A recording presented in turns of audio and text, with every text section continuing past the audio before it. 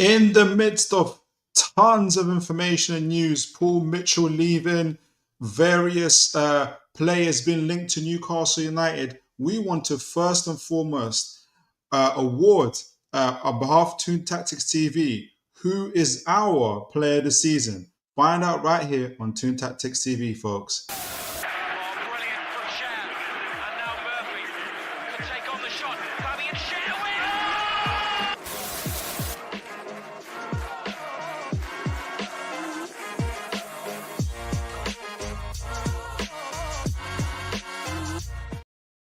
All right, folks. And I am really looking forward to tonight's show. I'm looking forward to all of our shows, but there's tons of information, tons of things going on. I was preparing, as we always do, like for the shows, who's going to be our giving out season awards for players of the season and everything else. I had it all lined up, and I'm still going to be doing that today. That's going to be the thing we're going to be talking about today. But also, we've got tons of information and obviously news on Paul Mitchell leaving. What does that mean? What's you guys' thoughts on that? As well as obviously we've reached Champions League. We've got the Villa fan here as well. So we're going to talk about a little bit about the Champions League, various players that are linked to us. And I've got tons and tons of like scouting profiles for strikers that have been linked to us, obviously talking about them, figuring out which of these strikers are our best fit. So we're going to talk about Liam Delap. We're going to talk about... who's the other guy? We're going to Joao Pedro and another striker who I would like to see join us. I'll be talking about as well. And possibly a bonus player we're going to talk about in Tyler Diblin, who's been recently linked for an account I'm not quite sure about. But I have been thinking about Mr. Diblin before in terms of previous links and thinking, is he the player for our right-wing forward positions? But before we proceed, we want to first and foremost... do our season awards. I want to find out from you guys who would be your player this season for Newcastle United for tonight's show. I've broken it down into, first of all, so to help you guys know, before we get onto that, the way I did the show was to break it down. I'm going to explain it to you guys in a moment, but first and foremost, I want to first say big up to Eddie Howe. Eddie Howe got the LMA Manager of the Year award, which is the John Duncan Award.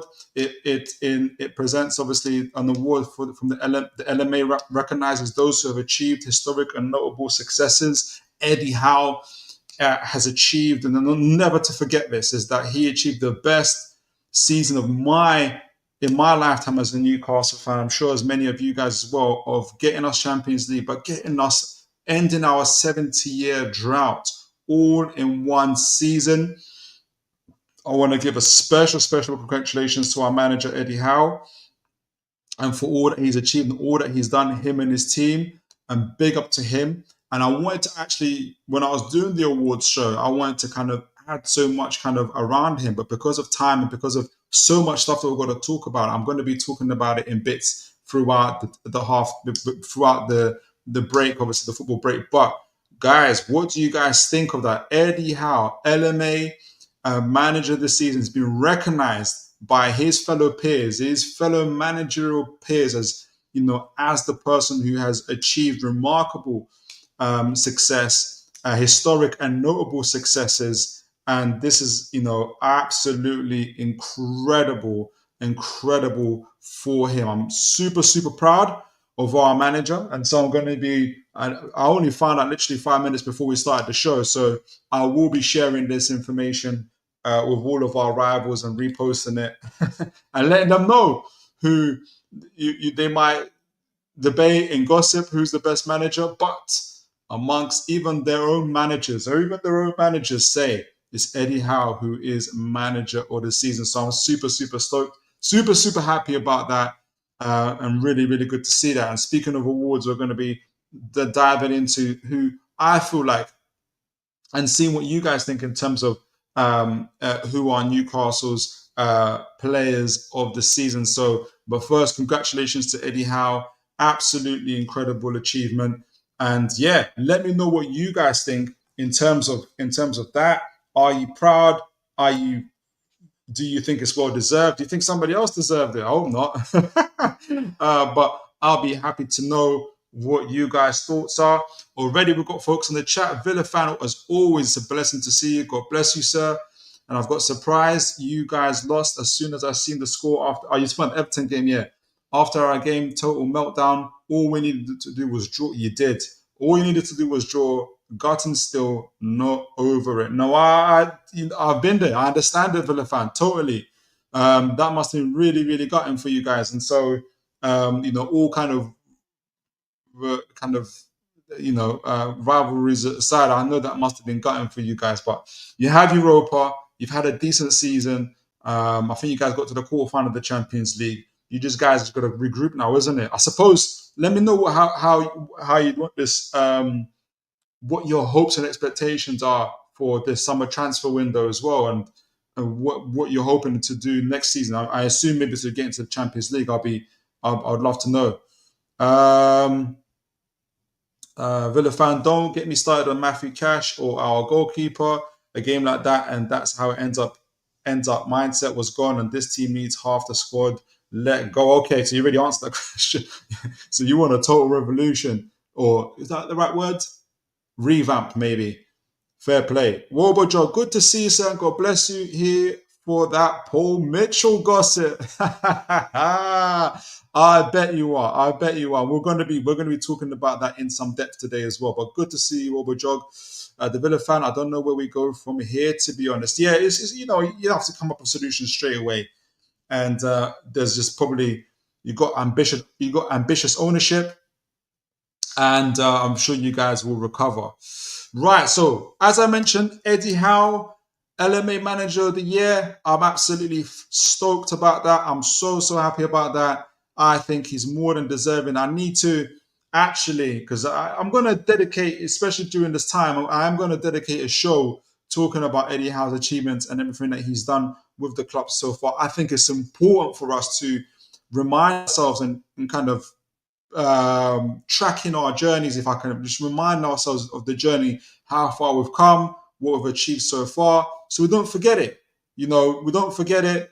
And because I think sometimes I'm guilty of it. Sometimes when I get frustrated and angry in games, why hasn't this person done that? Why hasn't that person done this? Yada yada yada, and stuff like that. So it is an absolute blessing. It's important to mark our achievements, in my opinion. So, guys, awards. And like I said, I feel it's a bit of a shame that I have to put this up a little bit. Actually, I'll leave it where it is. Fine. Doing too much. So, with Toon Tactics TV Awards today, I wanted to make sure that the way I wanted to do it, and the key things for me was make sure you guys can see this. I'm assuming you guys can see this. Yes, you can see it. I wanted to essentially, the way I broke it down was looking at who I feel were our best players in from goalkeeper, from defense to midfield and to attack. So I separated it like that. Who were the most consistent performers in those areas? Then I want to be able to essentially pit them against each other and see from them, just based on conversations with you guys, what your thoughts are, who would you have, and kind of going from there. But I used also kind of season stats, used FB Ref to kind of help me understand who's been most consistently performing, because there's always moments, there's always games I can remember, there's preferences, there's natural biases and preferences I know I have towards certain players, but I wanted to make sure I tried to cover every blade of grass, I suppose, and left no stone unturned in order to be able to make sure I didn't forget any players, and that I also was able to acknowledge the various performances and like impacts of individual players, impacts that helped our team in various guys in various forms as well. So, guys, I need your views. I need your opinions. You can even send it in the chat, in the engagement in the chat right now. if you've already made up your mind, who's your favorite player this season, or even for that particular position. Remember, I'm breaking it down into goalkeeper, defense, midfield, and attack, and then we'll take it from there. So, as you guys can see from the introduction, summary of who I feel have been our most consistent performer, starting off with Nick Pope.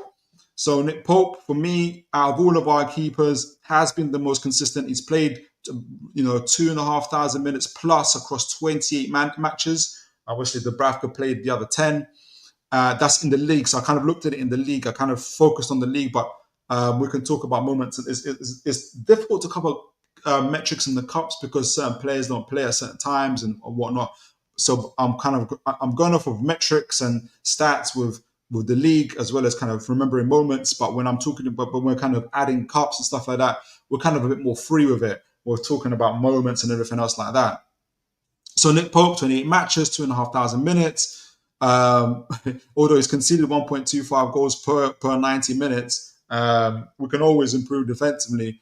Overall, he's been doing really, really well, showing a reliable. So you can see his overall kind of saving and performances, showing his reliability, most consistent amongst our goalkeepers. He's been most consistent amongst all of our goalkeepers. Obviously, shout out to Martin Dubravka, who's played 900 minutes in 10 games for us as well. But for me, Nick Pope has been our most consistent player from the goalkeepers.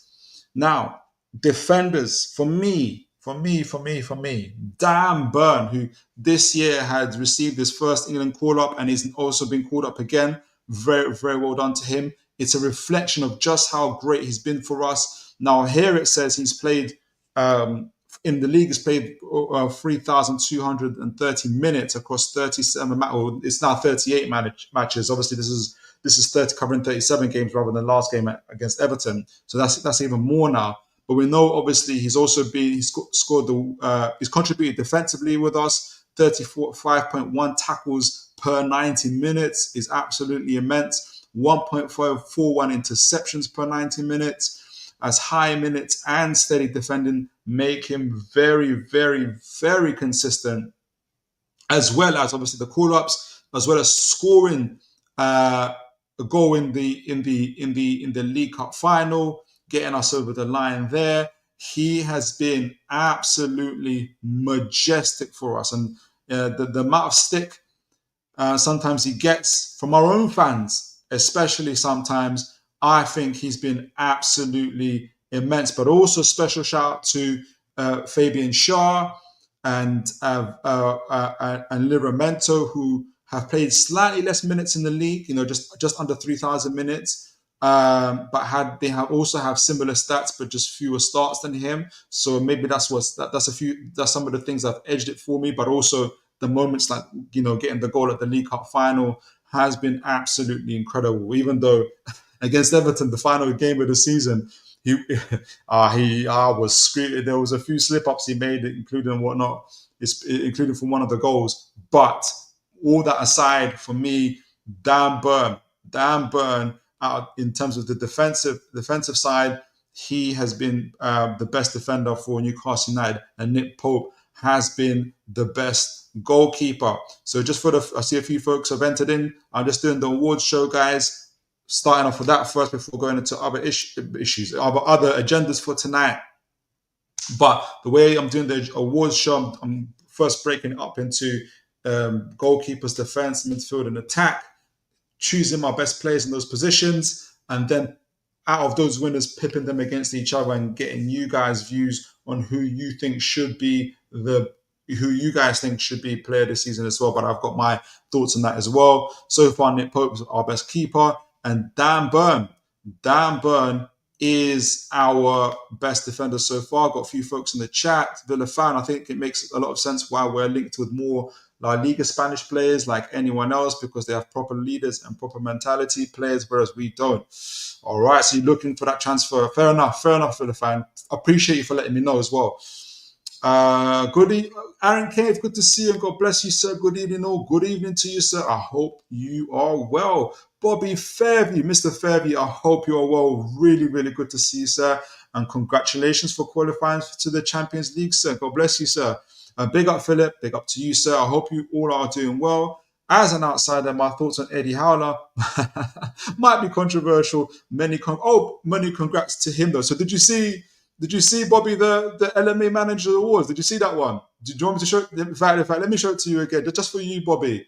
In case you didn't see, I'm gonna interrupt my show just to show it to you again, because I think it's important that for folks that aren't aware, maybe Bobby, you've been here from the beginning, I don't know, but I want people to know that Eddie Howe has won the LMA Manager Award, the John Duncan Award, which is where he has been selected by all of his peers in the league as the LMA Manager of the season for his notable successes and historic achievements. So I just wanted to make sure that in case people didn't know, they know. And Bobby Fairview, that is I just wanted to make sure that you was aware of that too. All right. So far, Nick Pope is in terms of goalkeeping. Nick Pope is the keeper of the season for me. Dan Burn is a defender of the season for me. And in our midfield, and guys, let me know your names, who you would have in each position, maybe, or overall who you'd have your favorite player, who you think has been our best player. Let me know. I'm marking them on consistency. I'm marking them on moments.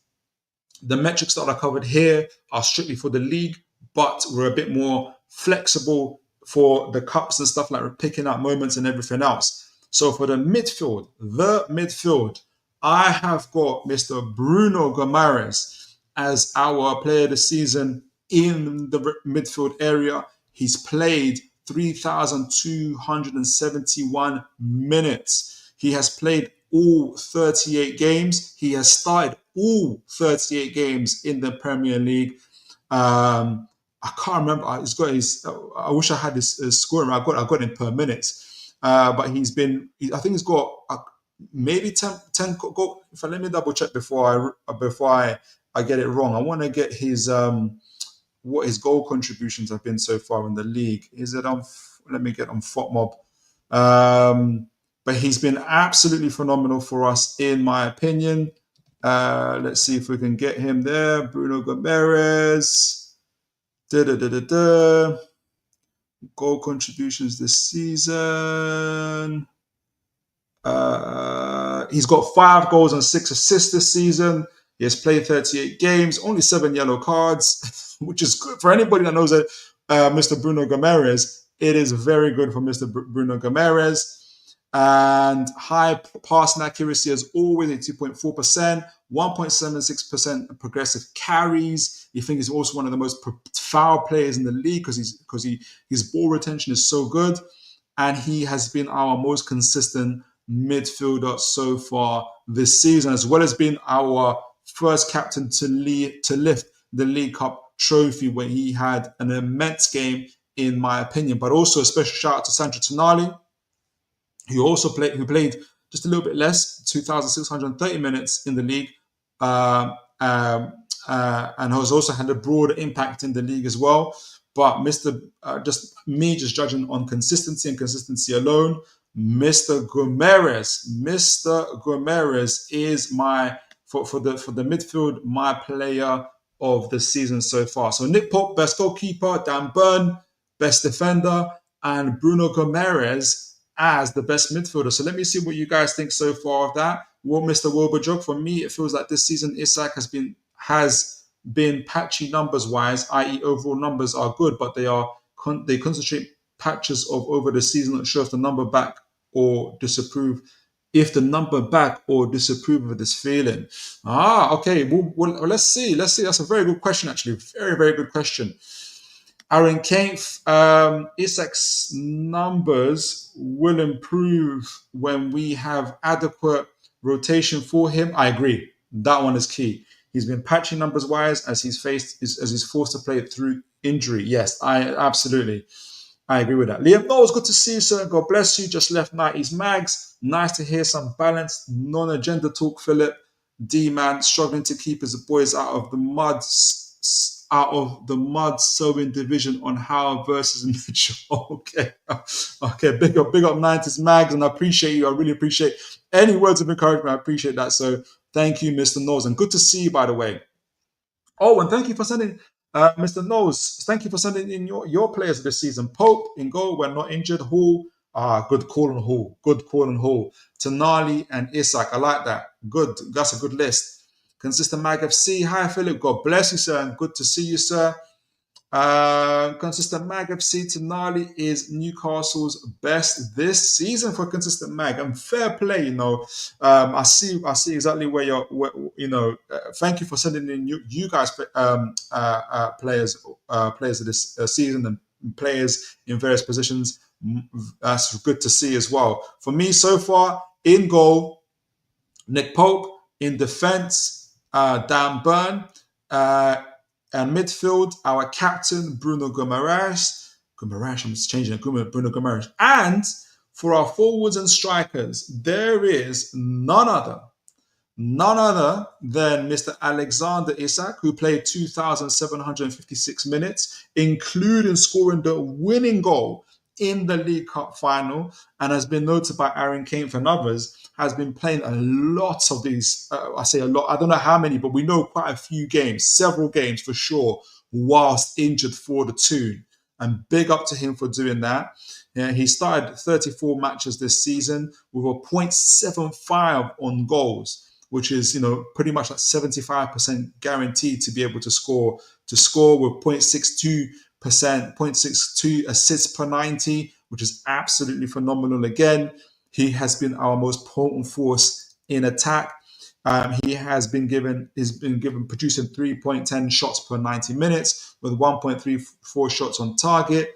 Highlight his consistency as a top flight attacker. With special note, I want to give special mention to Harvey Barnes, who's played just under 2,000 minutes, 1,700 minutes this season, 0.46 goals. He's got a good return, actually. Let me actually highlight. I'm going to show these guys a little bit more on Harvey Barnes and Isak. But Isak is the forward for me. Let me just get on. I've got it on FotMob, but I don't know if FotMob is. Oh, okay, I'll show FotMob. I was going to go on, what do you call it? SofaScore, but let me go on FotMob. But for me, Alexander Isak has been the best forward player and the most consistent. Mainly, I'm looking at consistency here. This is Bruno's stats. So let me look on Mr. Isak stats.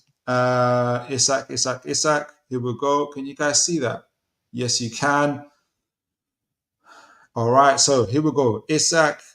Where is he at? He has scored 23 goals with 6 assists this season. This is in the league purely, rather than including.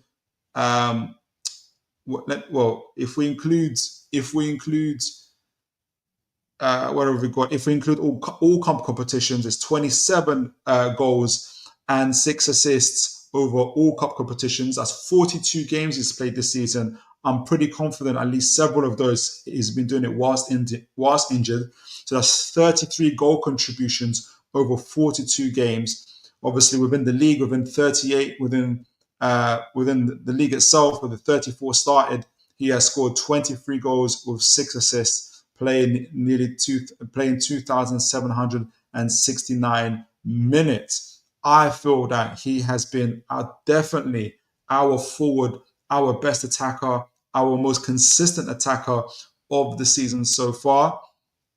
And again, credit to him for playing through the injuries as well. Special mention to Harvey Barnes, who has been very, very good for us as well. I want to be able to bring up his stats as well in terms of goals, but he's had a very, very good season this season, playing in various positions. I know we've got him at left wing forward, but he's also slotted in at right wing forward on called upon, has done it without complaint, has been also kind of just been everywhere for us. He, in the league this season, has scored 9 goals or 4 assists. That's 13 goal contributions from 17 games that he started, which is absolutely phenomenal. As always, also coming on as a sub. That's a really good stat.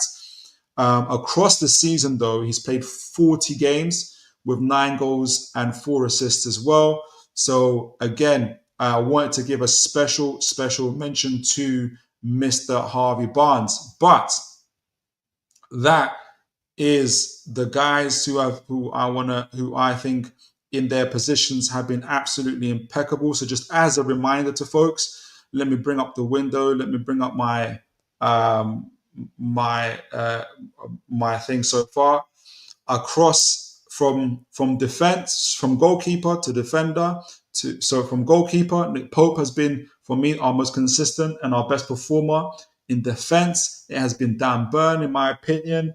In midfield, it has been Bruno Guimaraes, and in attack, it has been Mr. Alexander Isak, and that's a really good spine of our team. So, who has been our player of the season? Who's Toon Tactics TV's player of the season? Out of all those that have been mentioned. So before I go there, before I mention it, let me see what you guys have said. Let me see if I got any more further names from you guys, who you guys are putting forward. I would love to know. Adrian Pickett, good to see you. God bless you, sir. Tonali, getting established in the team, leveled us 100%. His impact when he slotted into that number 6, I think that's when we went on, like, we started getting better. And then I don't know if we went straight away to that 9. We won like 9 games in a row. We've won 9 games in a row. We've won 6 games in a row, but we went on 9 games in a row run.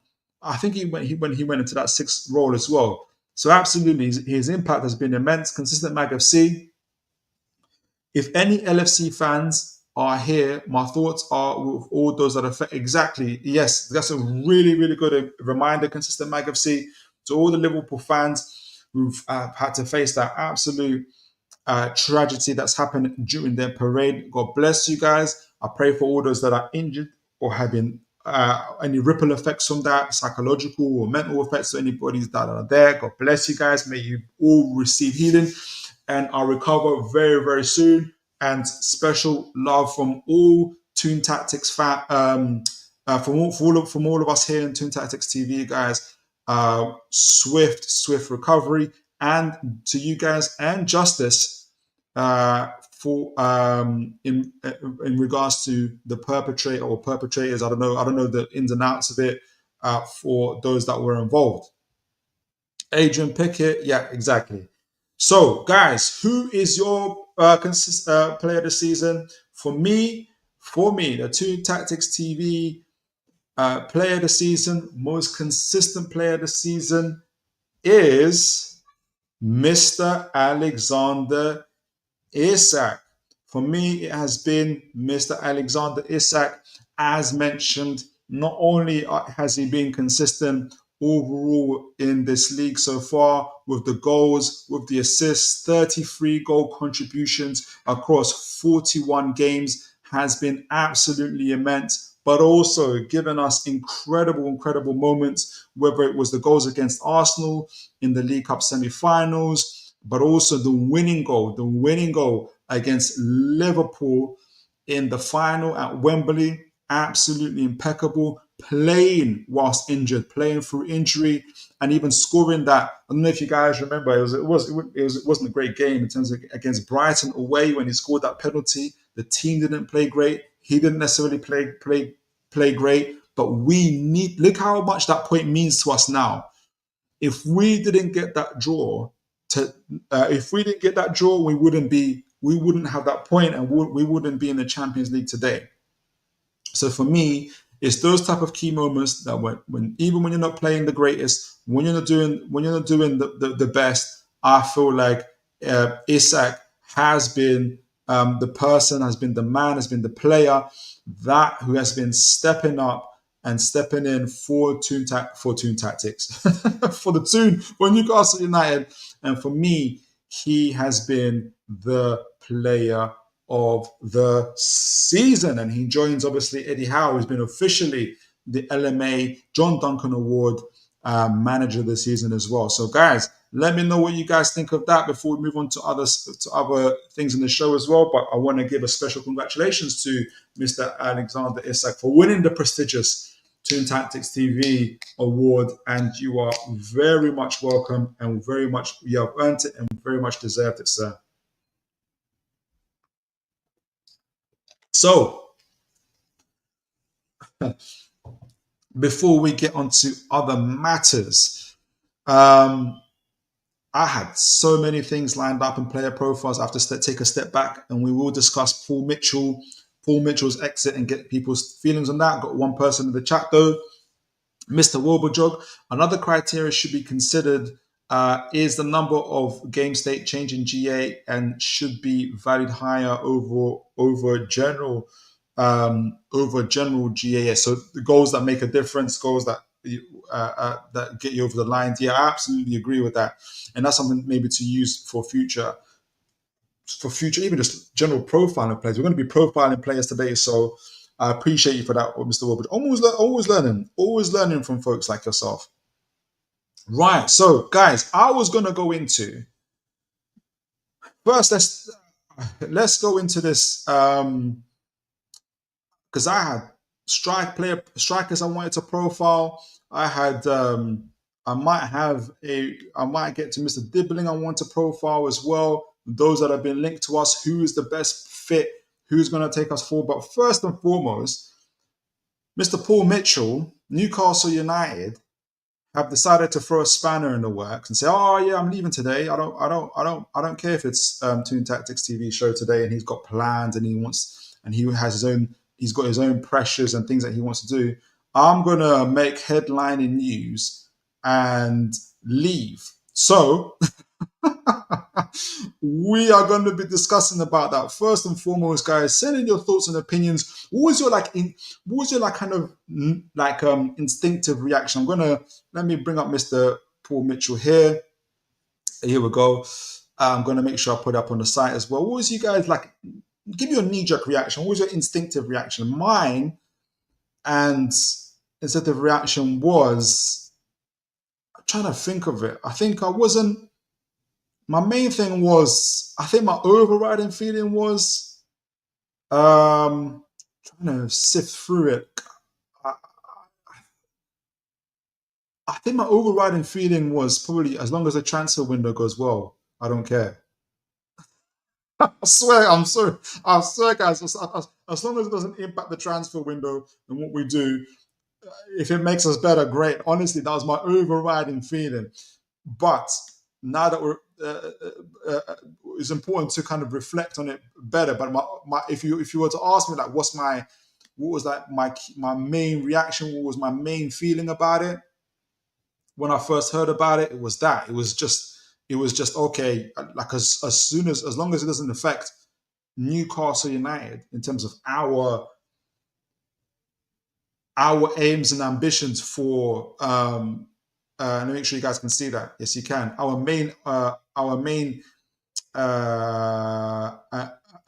ambitions for the transfer window and what we're trying to do. I'm not overly impacted by that. But obviously, I get time to reflect. You get time to think, and so there's going to be I'm going to add a little bit more context and a little bit more thought to it. But guys, let me know what your thoughts are. So let me make sure you guys can see this. What can you see? Yes, you can. So this is from NUFC blog. So they're reporting on it. So essentially, shock news on Tuesday. This is today from Ollie Hawkins. And guys, do look out for a show I'm going to be doing on Where the Owls Sleep with our special guest who always comes on, Mr. Mitch. He's doing an incredible show with Ollie Hawkins. I've been asked to join, which is a real privilege. With them, so do look out for that. We're going to be talking about transfers and all the other stuff there. So I will be promoting that as well once it's up as well. I think it is up, but I'll make sure I promote it to you guys. But so Ollie Hopkins reports from the NUFC blog. Shock news on Tuesday. Paul Mitchell announces Newcastle United exit plan. Just a few days from the final day of the 24-25 season, and the timing is very interesting, guys. We've obviously just confirmed Champions League. And it's just before the actual window opens as well. So the timing is very good, I think, rather than doing it mid-season. I think mid-season makes it look very chaotic. I think otherwise this looks a lot more planned. And it's also interesting because I wonder if it would be different had we not qualified for the Champions League. And I don't know if you guys saw those scenes when when the game finished against Everton, and there was like that minute or two when we were standing around waiting to see if Newcastle qualified, and you're looking at Eddie Howe, and you're thinking, I'm wondering what he's thinking. He's got loads of things in his mind. He's got Paul Mitchell in his mind. It's like, mate, if I don't get Champions League, mate, it might be me and not him out the door. You never know what he's going through his mind. He might be also looking at the team, thinking, yeah, I'll definitely, it's the end of the road for this person, and I love this guy. All sorts of things. It's really interesting. But I digress. So we've now received news of a major and unexpected departure at Newcastle United. After less than 12 months on Tyneside, the club have announced that Paul Mitchell is leaving his role as sporting director. As the full statement, I'm not going to read the full. Well, am I going to read it? As the full statement, in Mitchell's own words, suggests below, Darren Ill's departure in the near future. So obviously, Darren Ill's also leaving. We know why, and also blessing and healing to him. Hopefully, he recovers from his blood cancer diagnosis. Has played a part in the decisions which has been reached by mutual consent, and we know that also Darren Ills was key in getting Paul Mitchell to come to Newcastle United in the first place. So without his chief ally, I think he had lost someone that was going. He had really lost a lot of backing in the transfer window. So Mitchell, obviously, this is a statement. Paul, this is from the club. So the club gave their statement during tenure. So Paul Mitchell said, I'd like to thank everyone at Newcastle United for their support over the last year, including Eddie Howe, Becky Langley, the player staff.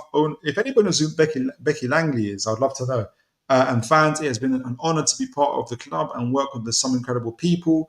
I'm leaving at a time that is right for me and the club. Well, yeah, just after we qualify for the Champions League and before we get to the transfer window, it is good timing, particularly with Darren Ills, someone who I have worked so closely with in my career, moving on soon. So he's, as he said, Mr. Ills is a big reason why I came, and Mr. Ills is a big reason why I'm leaving.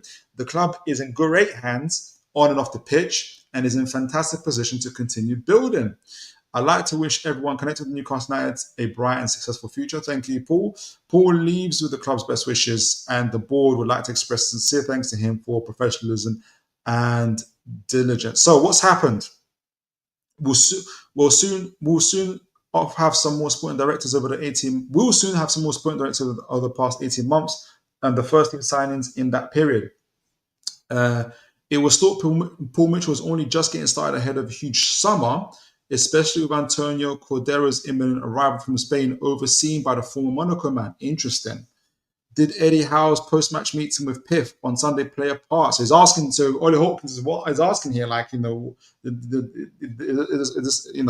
asking the questions. Is this a sign of Howe's power following an incredible season and previous disagreements after a tough 2024 summer window? Let me know what you guys think about this. Or was this always planned to be announced after the season and the move that came as a result of Ills' expected exit? For now, who knows? I just hope this doesn't derail the early stages of a massive summer time. Exactly my thoughts. That last sentence was exactly my initial thoughts when I first heard the news. I just hope that this does not derail our summer window. So that's my initial thoughts about it as well. But there's obviously some things to reflect on. There's good things to see what you guys are thinking as well. So let me know, Mr. Wilberjog. On a serious note, surely this departure affects your window, though. Well, let's talk about it. Does it affect it for the better? Does it affect it for the good? My thoughts is that it affects it for the good, because essentially what it means is that before Mr. Mitchell came, there was Eddie Howe, Andy Howe, his nephew, Steve Nixon, who's been with the club for many, many, many years now. He's been widely recognized as very, very respected for his talent ID, for his scouting, for everything that he is, and it's kind of been muted that he might be the person that will step up in a sporting director role, or if anything, if we get, however the restructuring happens. So my immediate thoughts is that the plans that we always wanted to happen are now going to happen. If anything, they're even more aligned than they were before. So that's my initial thoughts in terms of impact. And there won't be maybe as much tension and friction as to how we go about achieving those plans. So, Wilbur Jog, I know, for instance, you're an Arsenal fan. there's rumours, and you can contradict them as to, for instance, Arsenal are going for Victor Gyökeres, but there's also thought that Mr. Arteta wants Šeško, and so there's a kind of a tension behind who goes for what. At the moment, Newcastle do not have that problem because Eddie Howe and his team have identified players that they feel are they have an alignment as to the players, the playing style, and how the team should go and develop forward. So my initial thoughts are, from a playing perspective, what's happening on the pitch, Newcastle will be aligned, and the impact will be more positive going forward. The I don't know if I can say concerns, or I guess the concerns or the cautious, or the thing I'm going to be looking out for. What I'm going to be looking out for is two things. In my we need to also be smart about how we handle PSR. And that's part of the reason why Paul Mitchell came in, because we weren't smart as to how we handled PSR. We just spent free transfer windows without signing a first team player. We were also 48 to 24 hours away of having to sell Anthony Gordon for a cut price deal to Liverpool last summer because we messed up on our PSR. We ended up selling our two brightest, or some of our two brightest youth players in Elliot Anderson, who I think is player of the season at Nottingham Forest, or certainly one of the players of the season at Nottingham Forest. And Minte, who has also had a really good year at Brighton and who would have been our right wing forward going into this year. So we need to be able to be. That has been really, really that has been a negative impact upon us, and so that's something that we have to avoid. And if we're not going to have a sporting director telling Eddie Howe and everybody else what they should do, fine, in terms of talent ID, but we need someone who's going to say, this is going to mess up PSR if we buy this, £20 million player for £50 million. It's going to mess up PSR. It's going to be. We need someone that's willing to be unpopular, essentially. So those are my main overriding feelings about that. But also being smart in the window, buying youth players like Cadero, like numerous other stars and other youth players, either to buy and sell on, or to introduce them in the team, finding gems. I want that to continue. So I'm very keen for that to happen.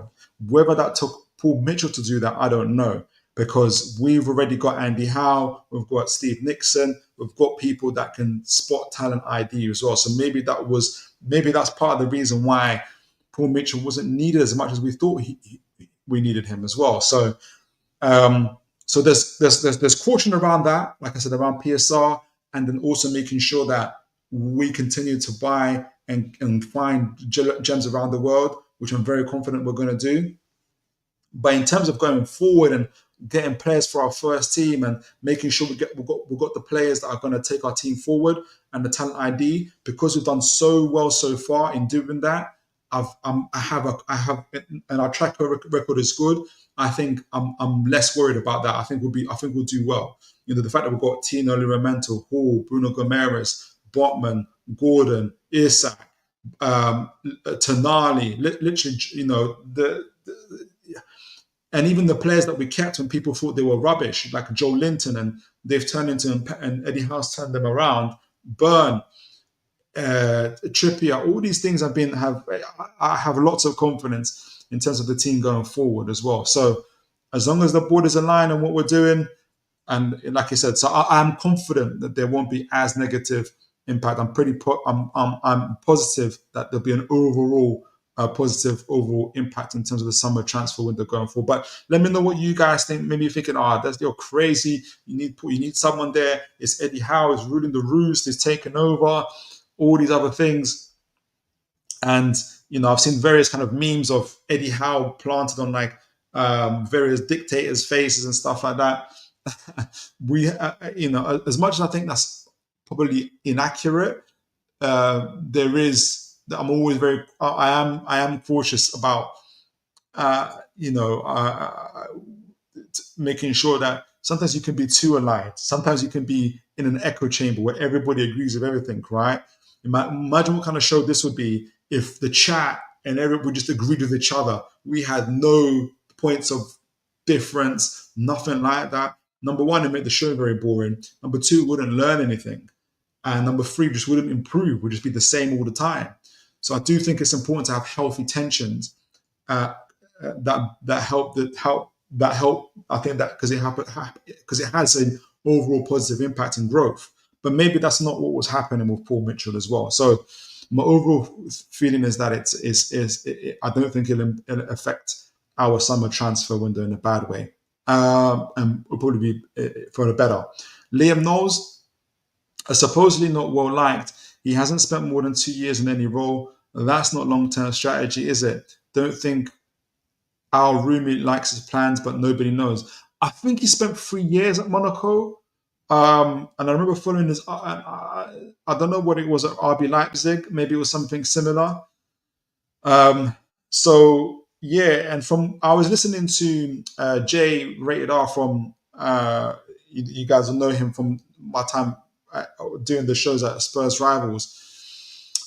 He did say that Paul Mitchell is the type of person that he wants to be heard. He wants it kind of his way, and it's always difficult in any kind of job hierarchy when you've got and if you're thinking about Newcastle United, you've got the sporting director and you've got the manager, and depending, it's not always clear as to who has the overall final say on things based on hierarchy. So we know, for instance, if it had been Paul Mitch, if the first person that our owners recruited when they first took over was Paul Mitchell and then Eddie Howe, I think Paul Mitchell has the say on most things, right? But it was Eddie Howe who came in first, got us out of the relegation and everything else, but also built the DNA of the team, of the squad, of everything that's happening in the club at the moment. And as a sporting director, even though your title suggests perhaps that you've got the upper hand in hierarchy, but the reality on the ground is, in terms of relationships and trust built up of the owners that Eddie Howe has, you're pretty much on equal footing. So then, if you've got your own different ideas and you're not willing to adapt to the manager, then you're going to find yourself as an outsider, not only with the people on the ground, but also with the owners themselves. And maybe that's where Paul Mitchell has found himself. So, yeah, I definitely see where you're coming from with that, Liam.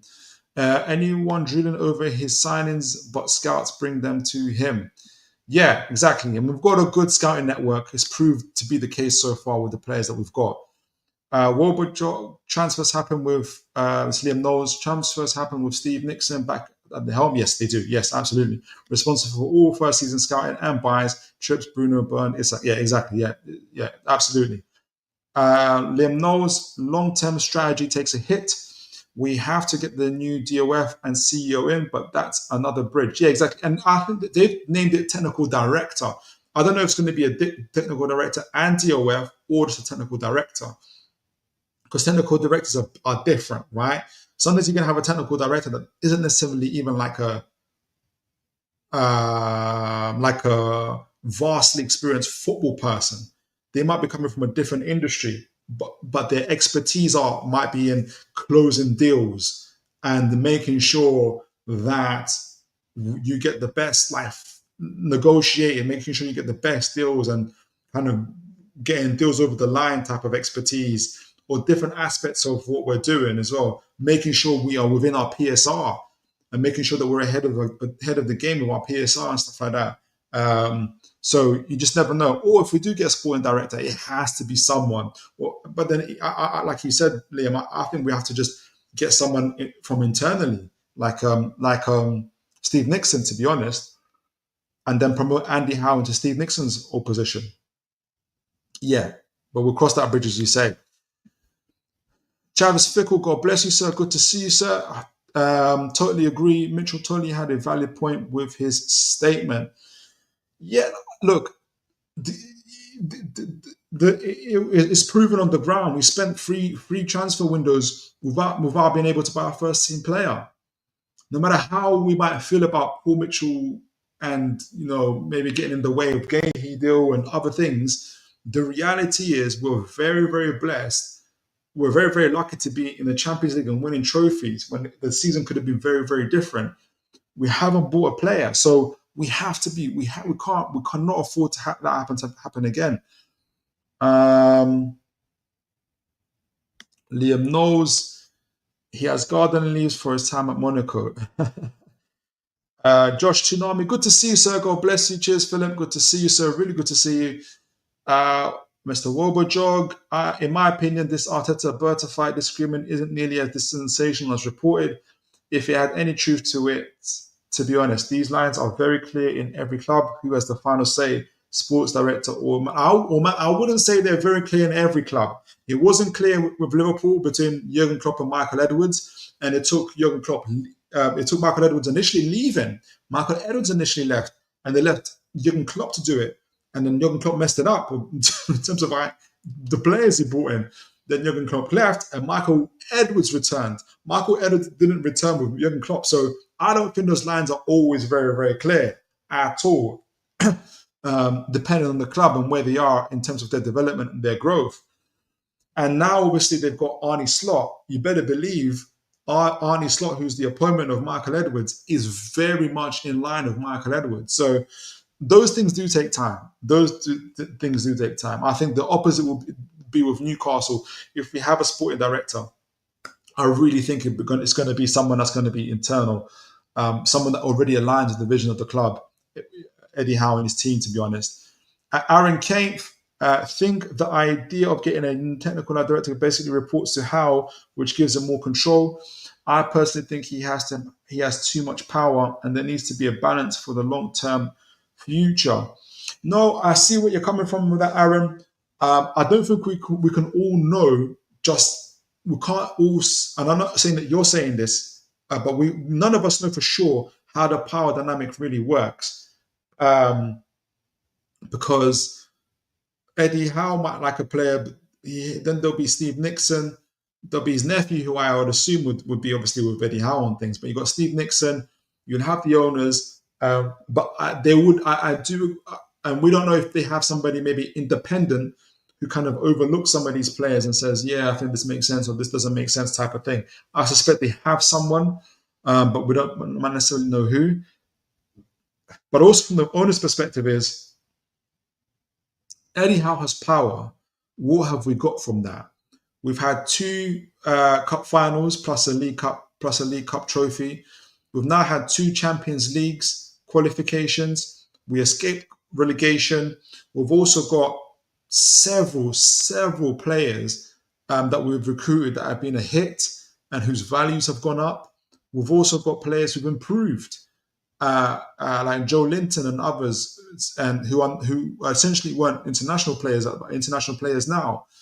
So Eddie Howe isn't getting this power without it being earned. If you're looking at it from an owner's perspective, I'll be more worried if Eddie Howe is failing and he's getting all this power. That would be a real concern. Whereas the opposite that is happening. So I think it's earned. It's well-earned power. It's well-earned, or responsibility. It's well-earned, in my opinion, so far. I don't think we've had a player that's been a dud, for instance, just yet. So hopefully it never happens as well. So it depends, isn't it? Liam Knowles, similar dynamics issue cooking at your club, Wobojog. New DOF should have power over Arteta, but new guy has worked under Simeone for years. Therefore, wasn't a big. That's exactly what I say. This whole thing about Berta being that man and he's going to turn the tables over, he's going to tell Arteta what to do. He didn't do that 10 years. Mr. Simeone is definitely the man who wears the trousers in Atletico. And when Simeone came up with the great idea of buying Joao Felix for 100 million plus, where was Berta to tell him, yeah, that's crazy, don't do that? So, the lines between sporting director and manager aren't always clear. Liam knows both on the same subject. They're Wobojog. Interesting to see how it goes. Exactly. Yeah, I don't care either way. To be honest, maybe it was on Edwards. I would say DOF must. Oh, okay, you're talking to each other. Sorry. Aaron Kane, I don't agree. Howe should have all control on all decisions. There needs to be a fine line looking at the long term future.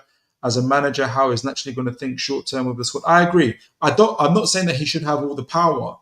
I think, and that's where the owners have to step in, and that's why I'm going to be very interested in the technical director. I'm very interested in who's going to be the new DOF and what their expertise are. If their expertise are around PSR, finances, and they don't care a bit about being unpopular, they've got a history of not being, not of kind of having been quite firm and standing out because of that. Cool.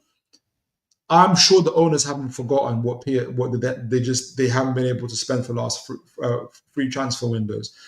If they have forgotten and they just give Howe and they just let Howe spend as he did before, that's on the owners. That's not even on the Howe anymore. That's on the owners. You just fool me once, shame on you. Fool me twice, it's just my fault now. Like I need to stop.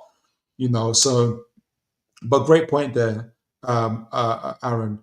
A couple more chats and then we'll go on to players and strikers. Liam knows PIF are the power. Make no mistake, Eddie makes mistakes. He goes the way of Amanda. I agree. I agree. I agree. Josh Tsunami Philly, I don't think it's the end of the world losing Paul Mitchell. I agree with that. But I do worry that if things go south, Eddie's only setting himself up for more pressure. He needs to embrace the pressure.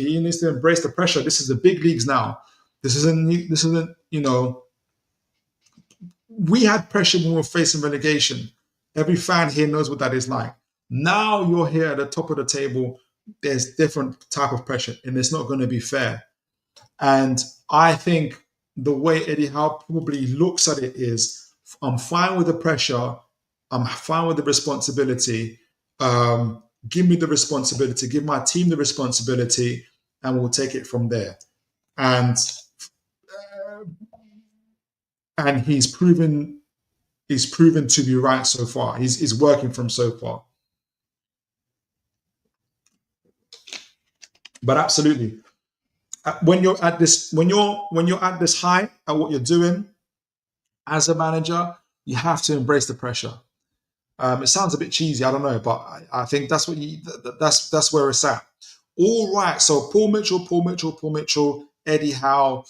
That's where we stand. I think he didn't get to do much, Mr. Mitchell, but I think the owners have kind of conceded that Eddie Howe, his team, the team that we've already got, and internally with Steve Nixon and various other people that we've got, we have got a good place. The other thing I forgot to mention was James Bunce, our performance director. I really like James Bunce. I don't want him to leave. Our injuries were reduced. We're going to the Champions. We've got extra games now with the Champions League. We need Mr. James Bunce to stay. Now, James Bunce typically comes as a package with Mr. Paul Mitchell. So I don't know how that's going to work out. I hope the owners, whether he feels loyal to Mr. Mitchell, I don't know. But we need Mr. Bunce to stay, in my opinion. So I'm hoping that I hope Eddie Howe wants to stay. I think he does. So I hope we get Mr. Bunce to stay. I wonder what you guys think about that. So moving on. Players. There's tons of players being linked and everything else. I want to talk about the striking situation, making sure you guys can see that, because it's all over social media, it's all over the news and outlets. I've used obviously our rival clubs in this because there's various strikers linked to various people. Liam Delap is obviously, we're linked to him. We're fighting for him. But it's between us, Chelsea, and Man United. The latest I've just seen is that Chelsea have taken the lead on that. We'll see how that goes Chelsea are also after Hugo Ekitike. They're so greedy, Chelsea.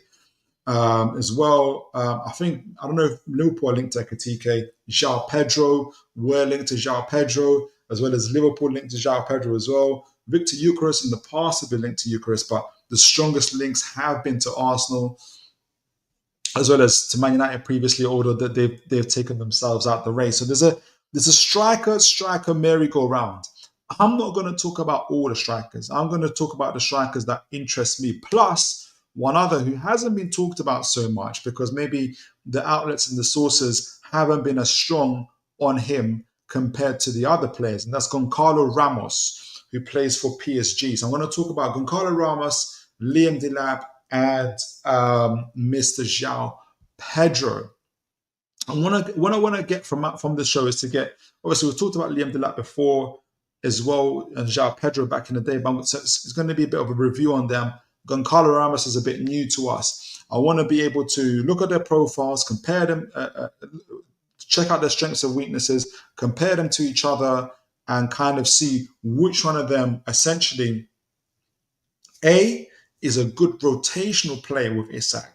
So to start games and things of that nature, but also B, who complements Isak. So when we want to play two strikers up front or two centre forwards up front, who complements him the most? Because I think that's part of this package or the deal that I think Eddie Howe's trying to sell, for instance, to Liam Delap, for instance, saying you're not just going to be rotating with Isak, you're going to be complementing him, you're going to be playing together as well. So I think that's going to be the key selling point. Because if you're a player going looking at Newcastle, you're seeing, Isak's going to be the guy there. If you're a striker, young talent that's got any kind of wants to have regular gaming time, and you see that the other teams have a really good striker, you're worried about your game time. So being able to play together that striker as well as being a key rotational player with that striker is going to be key for them. So I'm going to judge these players according to that. We're going to start from Joao Pedro. He's a very well-rounded player. And is capable of impacting the game across all phases of play, a rare breed and a jack of all trades according to this as well. And we're going to see just how versatile he is. And we're going to see, in fact, and part of his versatility comes from how he was, make sure you guys can see this, how his upbringing into the game started, actually, how he started playing. So early life, he was born in Ribeiro in Brazil, which is 150 miles away from Sao Paulo. Overcame challenging childhood. His father was imprisoned after being arrested. He was in prison for about 16 years. His father was also a former football player. Pedro joined that team, Botafogo Youth Academy at 8. He was their defensive midfielder there. And then became an attacker. So you can already see where his versatility has come from. Where he's come from being a midfielder, attacking midfielder to a forward essentially. He broke out. At 16, he started playing for the Fluminense team. He scored his first goal against Cruzeiro in 2018, 2019. So he's got he became he's got a really kind of sharp trajectory, upward trajectory for himself. Before he went to Watford, where they signed him at 2020, he was 18 years old. He debuted for them in the FA Cup. He had limited Premier League experiences at Watford. Obviously, they were relegated. But it's at the Championship when he was relegated with them, it was at the Championship where he really, really blew up for them. And I think it was during this time that Newcastle were also linked to him, strongly linked to him, but we went obviously for Isak instead. So in the Championship, he scored 9 goals, providing 3 assists, earning Young Player this Season award. So that's really good, and helping secure promotion for the Premier League.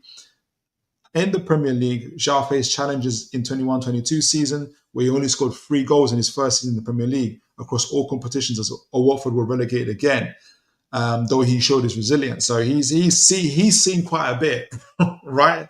In his young player, he's seen promotion, he's seen relegation, he's even in his upbringing in Brazil, his father being away, all these type of things. So he's become very, very resilient as a result of these things. Recent form, obviously 2022, 2023, Joao has excelled. This has gone up to 2023. He's excelled in the Championship with 6 goals and 2 assists in 16 games, attracting interest from Premier League clubs, Newcastle, including ourselves. So that's where the first profile started off. And obviously from that season, he's gone on to Brighton, where he's obviously achieved various things there. Let me just go. I've got his thing here, but let me just outline his his goals that he's got so far for Brighton so far. So in this 23-24 season, he's got this is across all competitions. From matches played, 40 games played, 20 goals with 3 assists. That was in 23-24. So 20 goals, 3 assists. That is in last year. This year, 24-25 season, from 30 games played, he's got 10 goals and 17 assists. So 17 goal contribution. So he's contributing something in every other game, which is really, really interesting. Pedro also, he's got a high attacking contribution. So this is stats covering him over the FB Ref.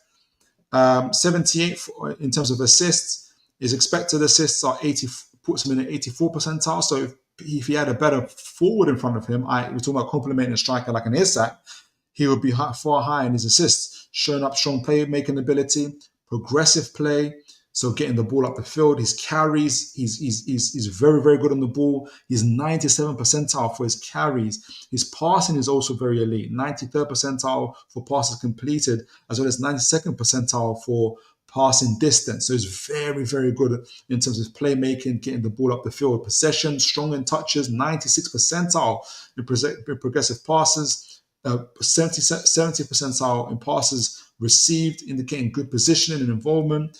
His defensive work rate isn't bad either, 77 percentile for that as well. So he's got very, very good all-round strong play. And there's also, you'll see also in the scout reports, as well as kind of other video reports about his ability of being able to get a through ball onto other players and to strikers. Is really, really good with the through ball. His defensive work rate, as mentioned, is really good.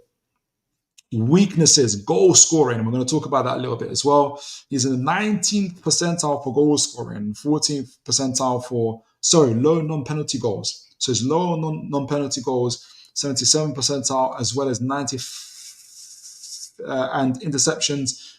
Wrong part there. 14th percentile for shots on target, struggling to convert his chances. So that's where his issues are beginning to come up. And I'm going to talk about this is related to, and I think this is related to his positioning. We're going to look at his heat map. He's not in the box as often as we'd like him to, as you'd like him to be. He prefers to kind of link up play and drive the ball rather than be in the box. But that does affect his ability to score goals. So he's got poor finishing efficiency. He's got poor shot volume. He needs to get more shots. Aerial presence, is 53rd, which isn't great. Although, if you read certain scouting reports, it does say that he's good at heading the ball. So I don't know why there's that discrepancy. Discipline. He receives a lot of yellow cards. I remember the elbow that he gave to someone nearly knocked them out. He just about missed them. I don't know how he didn't get a red card for that. I don't know if people remember that. I forgot what team that was. I want to say Bournemouth. And yeah, so I think part of the reason why he's getting sold, well, he's going to get sold anyway. He's had some dispute with Van Heck as well. You know, two of them, I think those are two very fiery guys as well. I don't mind fiery players as long as they don't burn the team down. Then I've got no problem with them. So I wanted to show his heat map because I think it kind of explains a little bit. I want to zoom. Can you guys see the heat map? Because I think it explains a little bit about his position and partly the reason why he's got such low shot volume, goal efficiency, and things of that nature. So let me just zoom in just a little bit. So I've got his shot map from Brighton 22-23, as well as a shot map in Brighton 24-25 season, which is this season. So you can see that he prefers to play on the left side. So you can see in the 23-24 season, he's more central positioned. I think, and that's when he's got 20 goals. So last season, just don't forget, last season, yeah, he's got 20 goals across all competitions, right? And it was last season where you can see in this heat map, 23-24 here, 23-24 season here. Let me just zoom in a little bit. Gone to Delap. Back up here. You see that heat map across the penalty box? He's spending a lot more time in the penalty box. So it's not a surprise that he's getting more goals. As opposed to the heat map of this season, 24-25 season, yes, he's on the left side of the pitch as he always is, but the most of the heat, the direct red heat, is outside of the penalty box. So in 23-24 season, he was far more actively concentrated in central areas, i.e. the penalty box, especially inside and around the penalty box, indicating the primary roles as a goal-scoring striker. So I don't know if this season he's scoring less because his role has changed for Brighton. I don't know. But in this season, 24-25 season, you can see his heat map showing him to be in far more outside the penalty box on the left side, more in that kind of player making role. It extends more, so his presence extends more to the wings, especially that left flank. At 24-25 season, is kind of far more deeper. It's also far more deeper into the pitch, into the midfield areas, especially on that left side. He shows him kind of dropping back and building up the play. So he's got far more reduced box focus. He's less concentrated directly in the penalty box area where he was in 22-23 season, where he got 20 goals across all competitions, reflecting he's got less direct impact as well as shot volume. I think that would change for Newcastle if he were to do that. His versatility in 24-25 season shows him even more contributions across the attacking third. So he's far more kind of across the attacking third, though, in the 24 seasons, whereas in the 23-24 season, he was more goal-focused as well. So I don't know if that was a Brighton thing.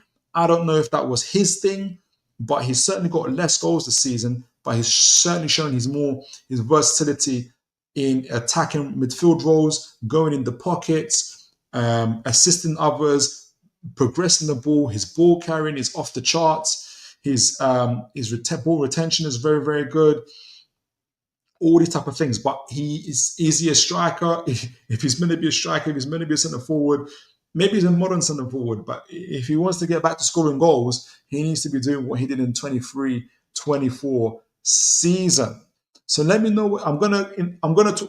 When I'm kind of talking about who I want to choose, who I think would be best for our team, for Newcastle. I'm going to talk about that towards the end. So I'm going to leave it as that in terms of Pedro, versatile playmaker as a forward. He can score goals if he's positioned in central areas and spends time around the box. But you see less of those goals if he gets into that kind of linking up, ball playing role himself. So it shows versatility and dynamism, but you kind of need him to.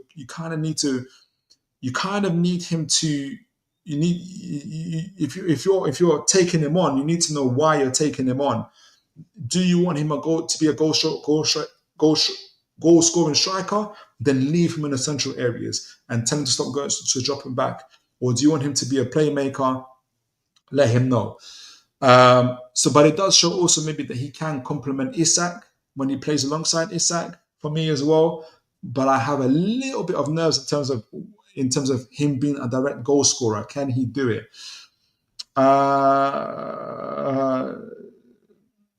Talking about Eddie previously as well, too. I think it proves Eddie Howe. Yeah. If Liam knows, if you're looking at strikers, Philip, I think Isak needs a physical presence up there around him in certain areas, centre forward or number 10. Who are you thinking? Well, let me know what you think so far with Joao Pedro. So I'm looking at Joao Pedro, Liam Delap, and Mr. Goncalo Ramos. Bobby Fairview, I'm saluting Newcastle. For going back to the old school model where the gaffer is the centre of the power. Makes sense. His neck is on the line for results. Mr. Fairview certainly appreciates the model. Liam knows Ramos is PSG plan B. Real presence, tough to get. He is, but I'm going to talk about Ramos in a moment, but he's played even fewer minutes this season. And I'm wondering if there's some discontent there. And Ousmane Dembele is the undisputed number one there. So I just wonder if he'll be available. Aaron Cave, I personally hope we avoid Pedro. Brighton are going to overprice him, and I personally don't think he's worth what Brighton would ask for. Would love Delap for 30 million, and that's why so many teams are after Delap. But yeah, make some good points there, Aaron. Well, be fair with you, I wouldn't worry about Chelsea. That entire squad has financed debt, and the credit lines are now maxed. We'll see, because you guys are linked to so many players. We'll see what happens. But fair, let's see. Aaron Kane, hope we go in for Callum Wendell. Yeah, and Big Steve mentioned him. Seen as linked with him the other day, will cost significantly less and has 17 goals in the French league this season. Yeah, I hear a lot of good things about him, especially from Big Steve.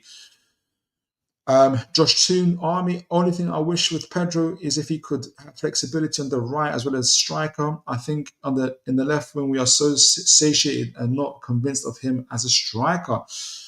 Interesting, very interesting comment there,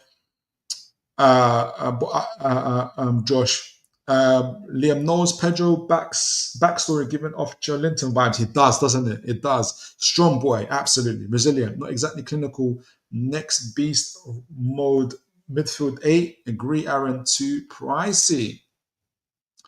Tough to fill, Liam knows, tough to fill a second striker slot when you want top quality. Going to catch shots for this. There's a cheeky deal or loan to be had for player short on confidence. Hoyland. Oh, yeah, you're going to catch some strays for that. Liam, goodness. But I'm willing to listen to Liam. If you got time, let me know. Give me your thoughts on Hoyland. Why you think he'll be the guy? I'll read a few more and I'll move on to the next one. RoboJog, the most valuable asset for Brighton is their scouting and data analytical departments. The true MVP of that club. How fine so backfield gem after gem. They've been very consistent in that. Exactly, RoboJog. Liam knows, agree, RoboJog. Yeah, guys talking. Liam knows for this price, Brighton would want your better off getting Mbemba who can rotate with Isak as well. But I think we're getting a forward and a right wing forward if we can. I think we need someone who can directly rotate with. But fair play. I just think we're looking for a forward, not just a right wing forward as well. All right, so let me move on to the next one. So just keep that in mind of Joao Pedro. Some good things there. Now, Liam Delap. We've talked about him before. And I really like Liam Delap. I just want to add his ambidextrous, so you can play with the left and right foot as well. We previously talked about him, closest comparison to like your Edin Dzekos and stuff like that. So strengths as a forward, finishing efficiency is very, very good.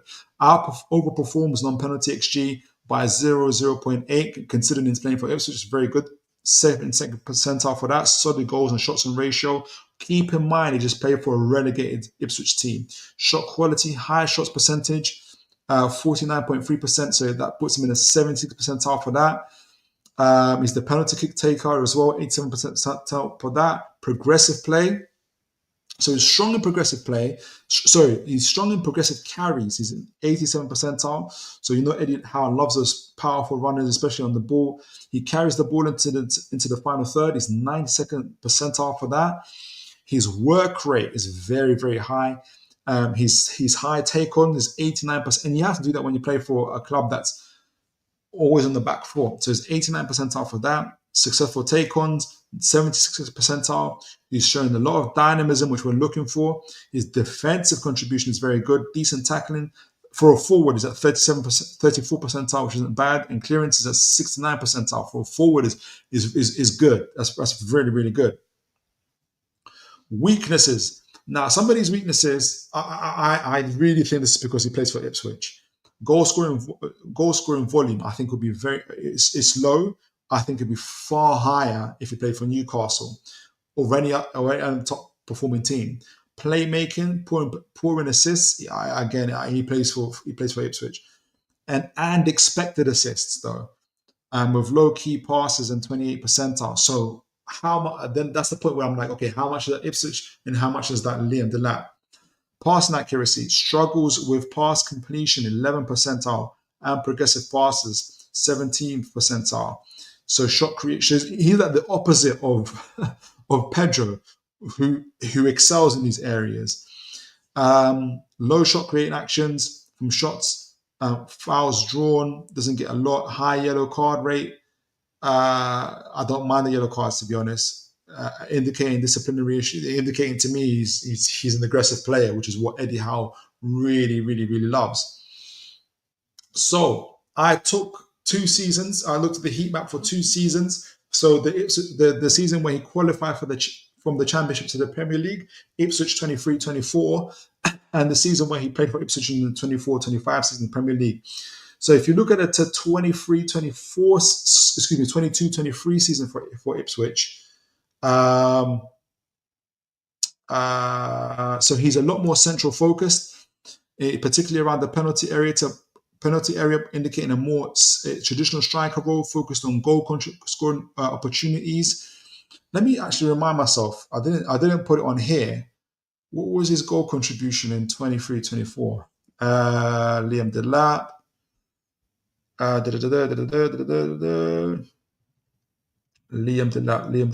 Delap. 23-24. Oh, sorry, he played for Howe. Oh, sorry, for it. 24-25, he played for Ipswich. 23-24, excuse me, for 24-25, he played for Ipswich, obviously, this season. 23-24, he played for Hull, where he played 32 games with 8 goals and 2 assists. And he's improved this year in the Premier League. Okay, so he's showed an improvement, but it's interesting. It's his first season in playing a full games, essentially. So his first season last year, 23-24, when he played for Hull. Why did I get 23-24 Ipswich stats? But anyway, it was not Ipswich. It's Hull he played for. Apologies, guys. So in the season prior, where he got less goals, he was a lot more central. It's interesting because when he played more central, he scored less goals. But again, it's his first season playing full games. So I'm not going to... He is very young. Where is it? Right, so in a 24-25 season, you can see up there. So you can see here, he's playing a lot more on the left. Whereas when he played for Hull, he was a little bit more on the right. So he's probably showing some versatility as to when he can play. Can probably play across the front three. So Delap's presence extends in the 24-25 season. His presence is a lot more on the wings, especially the left wing, and I think that's where they got their player. I forgot the gentleman's name. They've got a fullback that runs up a lot. I forgot his name. Leafy, I think it was, suggesting he takes on the border role, possibly drifting out wide to create or to receive the ball. 24-25 season, he's got a much deeper positioning, and you can see that he's spending a lot of times out of the box. Again, I think that's because he plays for Ipswich. Far more Reds is at the top one. Far more Reds in the out of the penalty box than in the penalty box. Again, I think it's because he plays for Ipswich. He's had to show a lot more versatility. He shows himself playing a lot more in attacking third, reflecting a shift towards a versatile forward. He's having to defend a lot more, chase the ball a lot more, provide more interceptions and defensive contributions, and trying to link up with play as well. So overall, Delap has evolved from a central goal-focused striker when he played for Hull into a more dynamic forward in 24-25 season. But I think if he were to play for us, he'll be far more central focused, in my opinion. Let me know what you guys think of Mr. Delap. Maybe because of time, he's obviously 22. How old is he now? How old is Delap? He is 21, 22. He's 22 years old, 1.86 meters tall, right-footed. And obviously, we know that he's got a £30 million release clause. So let me know what you guys think of Mr. Delap so far. Let me get you guys' views and opinions on Mr. Delap. And remember, at the end, we're going to compare them to each other, Delap, Ramos, Pedro, and then see how they would fit for our team. I would like for us to go after Waltmead or maybe Unda from Stuttgart, but I'm biased. They are my second favorite team. Fair play. I know Unda from Brighton, and I hear good things about what the manager has done at Stuttgart as well. But I can't say I know the players very well. But I like Josh that you showed something, like you're presenting something different as well. So those are players I'm going to look up as well.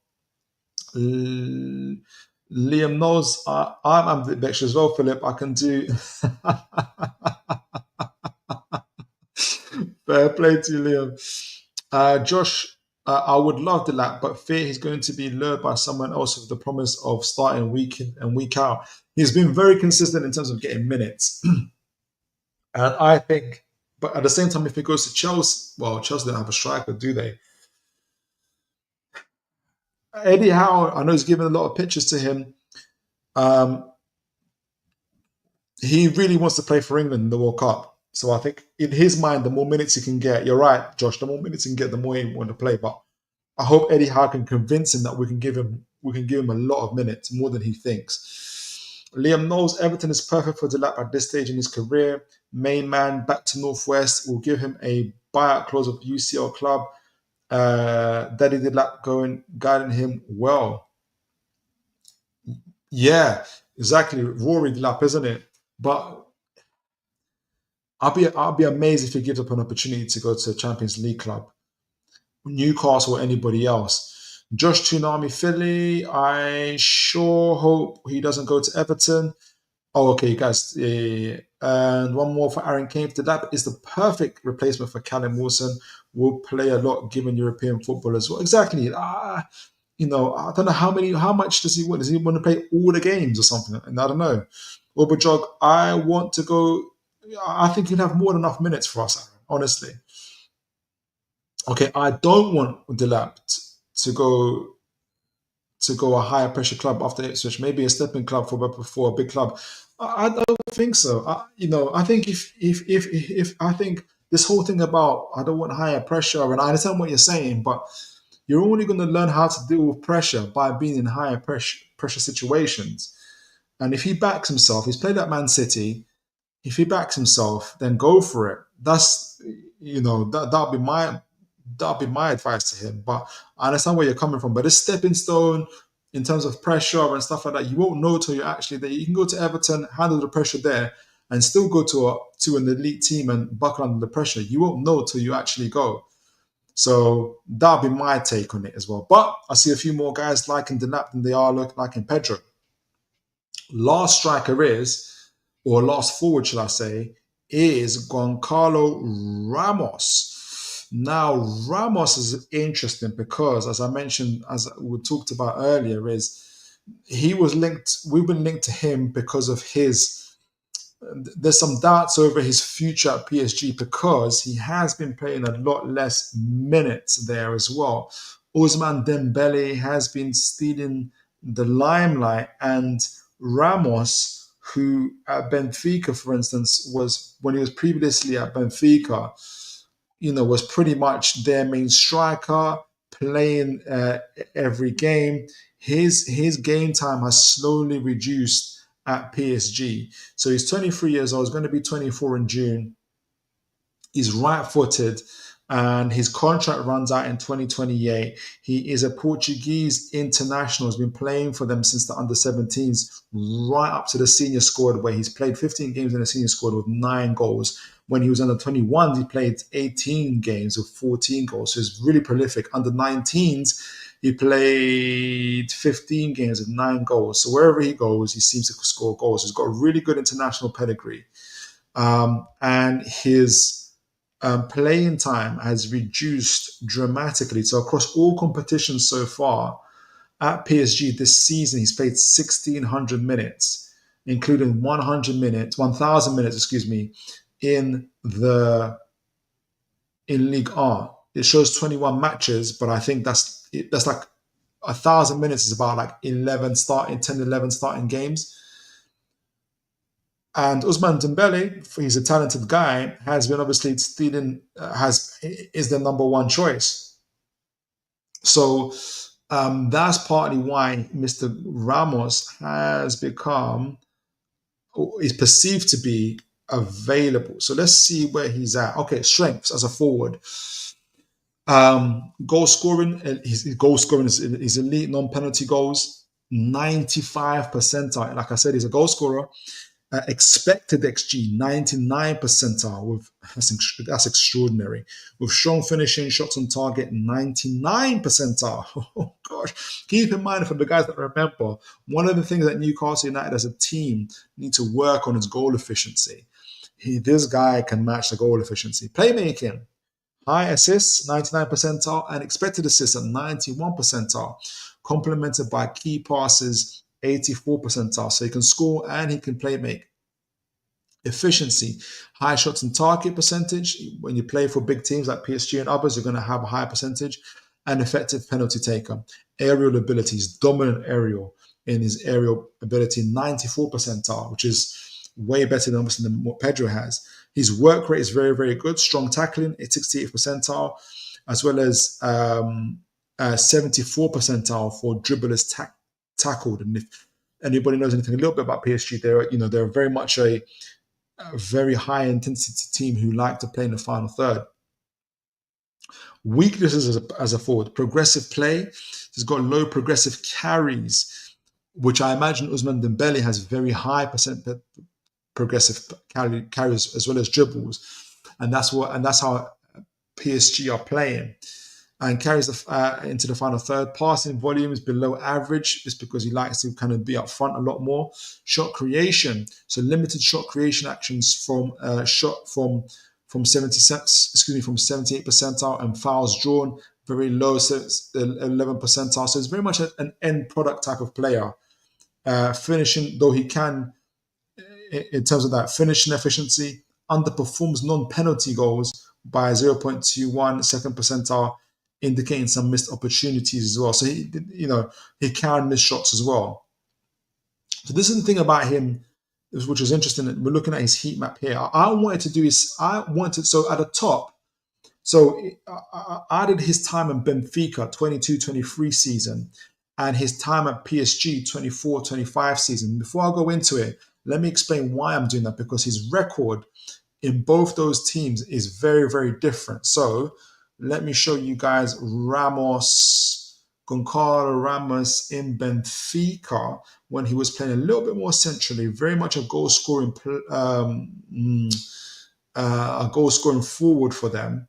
Where is it? Benfica 22-23 season. 22-23 season Benfica, in 47 games, right, across all competitions, he played 3,477 minutes, right? He was loving life. He scored 27 goals with 5 assists. So that's 32 goal contributions over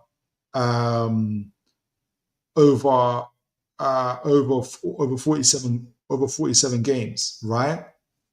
And you can see that why his goal scoring is so high, because if you focus in on it, he's got that big red hot heat over the penalty box. He's spending a lot of time there, and he's scoring, and that's why his goal scoring is so good. But he's not just a goal scorer. You can also see just outside of that, the heat maps across the left and right, not even flanks, not on the flanks, obviously, more central. But he's very, very busy in the central midfield areas. He doesn't mind a 1-2 touch with the midfielders, but as long as he gets to run beyond the defenders and that second pass is him going into the penalty box. He's not going to linger around in the central in the midfield or outside the penalty box. He's going to want to get into the penalty box, as opposed to what maybe Ousmane Dembele is doing. Now you can see that the heat map at the bottom for the 24-25 season here in PSG, where he's played 1,000 minutes for PSG. Let me get the stats up. Obviously, it's a lot lighter because he's not playing any games for them. So overall, and I want you guys to take note of this as well. In the 23-24 season, so the last season when he played for PSG, he played 1,800 minutes, 1,891 minutes. He played across 40 matches, so he came on as a sub as well. So 1,800 minutes, he scored 14 goals and 1 assist, right? This season so far, he's played 1,600 minutes. They've still got the final to go. He's not going to play in the final. I'll be amazed if he starts for the final. So his minutes are decreasing. But look how many goals he's got. He's got 18 goals and 6 assists. He's got more goal contributions with less minutes. So you can imagine if you're Ramos, he's got 24 goal contributions playing 1,600 minutes, right? He's playing nearly 200 minutes less compared to what he played to last season, and he's got more goals and he's got more assists. You can tell why why if I was him, if I was that striker, I'll be a little bit annoyed about that. You're giving me less minutes and I'm producing more for you. And you can see that and that's because he's focused a lot more on the central areas as well. He's getting it right, and that's partly because PSG are so spend most, especially in France. Obviously, they have the ball 60-70% of the time. They're in opposition boxes, so you kind of expect that. But he's putting away the goals and he's getting his goal contributions, but he's not starting, and that's because he's having to compete with a very special player in Ousmane Dembele. So I think that's why you got that kind of discrepancy. So you can see when he played for Benfica, he was more central. He had a more central focus. He was heavily concentrating in central attacking areas, particularly inside and outside the penalty box, indicating a more traditional striker role.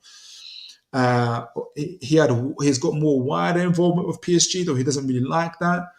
But he's producing the goods so far. He's got more increased midfield engagement at PSG. He has to be. There's more activity in the midfield zones, but that's where your Ousmane Dembele's, with his trickery, with his pace, with him on the ball, is why he's more favoured. Hence why Goncalo isn't playing as much. His defensive contributions, the PSG heat map shows slight activity in deeper areas close to his own half. Just he's dropping back. So PSG are very, very good.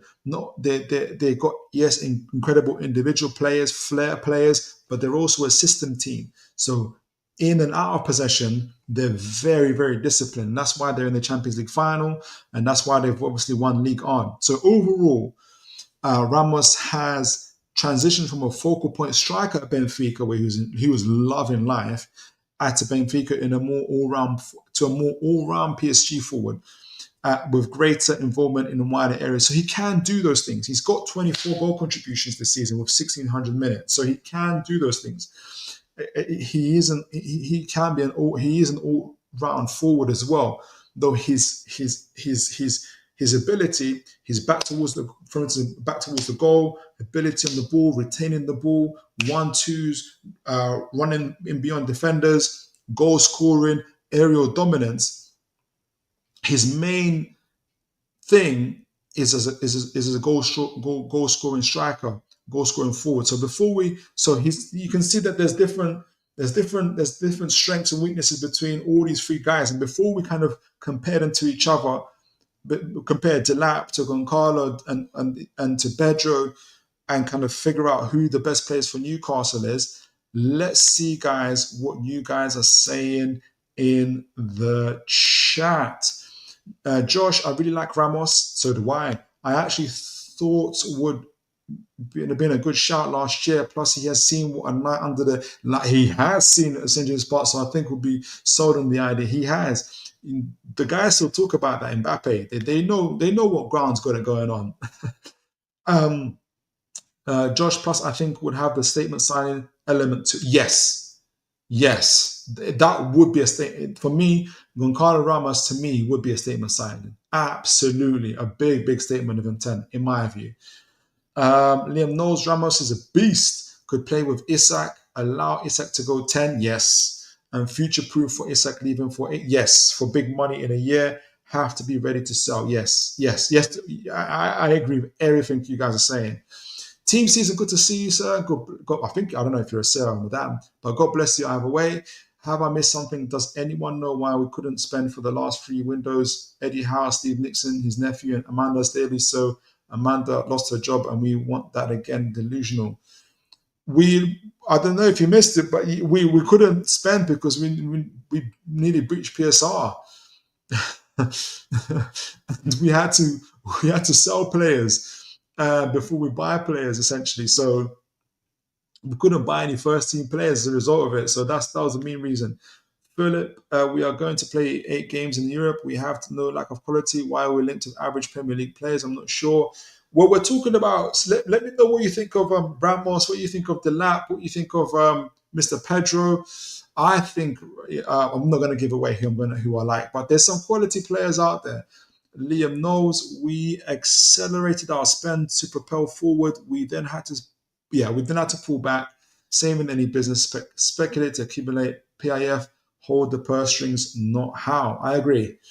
And team season, PSG play without Ramos. We ain't buying him. Does improve? Does he doesn't play because he's not good enough for PSG? He's a big. I disagree. So he's played 1,600 minutes. I don't know if you missed the team season. He's played 1,600 minutes this season. Not a lot of minutes, granted, but he scored a 24 goal contribution. He's very good. The problem for Ramos is in the same team as Ousmane Dembele, who's in line for a Ballon d'Or. So I don't think he's a dud, in my opinion. And one final from team season before we go into before we compare these players together. Bo, that's a lie. We couldn't spend because we overspent and had to sell because of FFP. That's fact. Amanda was pushed because she failed. No, I agree. We agree, team season. I'm not lying to you. We agree. I don't know. I agree with you. William Smith, not sure Ramos passes the. Oh, okay. If he does, indeed. God bless you, William. Good to see you, by the way. I don't know. I don't know if he's got a background in that. Let me know if there's any articles I can follow up. I'll be happy to. I'll be happy to follow up on it as well because it might explain maybe why we haven't gone as far for him as well. So let me know. All right. So we've talked about Liam Delap, we've talked about Goncalo Ramos, and we've talked about Pedro. We've talked about their strengths and weaknesses. We've talked about their heat maps and their how they've done over the past 2 seasons to understand where they positionally play and the reason maybe for the differences in kind of goal contributions and everything else. I think they provide all different kinds of strengths as well. So let's compare them to each other before we kind of figure out who's best for Newcastle. So Liam Delap, his strengths we know, he's a strong finisher. He's got high shots on target percentage. He's excellent in his progressive carries. He's dynamic in his take-ons. He's evolved from a striker to a more versatile forward. Even playing for a team that's without the ball a lot of the times and on the back foot in Ipswich, with increased wide and deeper involvement. His weaknesses, though, is low assists and output, so it's around his playmaking, poor passing accuracy, and high yellow card rate. Me personally, I don't see that as an issue. Pedro. So Liam is seen more of as a centre forward, as a forward, rather than kind of like a on the ball playmaker. Joao Pedro's strengths, elite playmakers, the opposite of Delap. Strong possessive passes and higher work rate, shifted to a more versatile role in 24-25, contributing to more wide areas and deep areas. His weaknesses are low non-penalty goals. That's this year. I think that'll be different to last year where he was playing more centrally. Poor shots and frequent yellow cards. Again, I don't mind that. Shows aggression, though I am a bit worried about that flying elbow. I do think he's got a bit of a. If you push him in the right direction, you'll get what you're asking for. So Joe Linton, Bruno, and all those guys are going to have to. I don't mind, like I said, I don't mind being a player that's fiery, so long as they don't burn a team down. I don't mind that at all. And Goncalo Ramos, his strengths: top tier goal scorer. With 95 percentiles non-penalty goals, 99 percentiles for XG. He's excellent playmaking as well and dominant in the air. He transitioned to a more all-round player playing for PSG, which is a demand, with less box presence but more build-up involvement.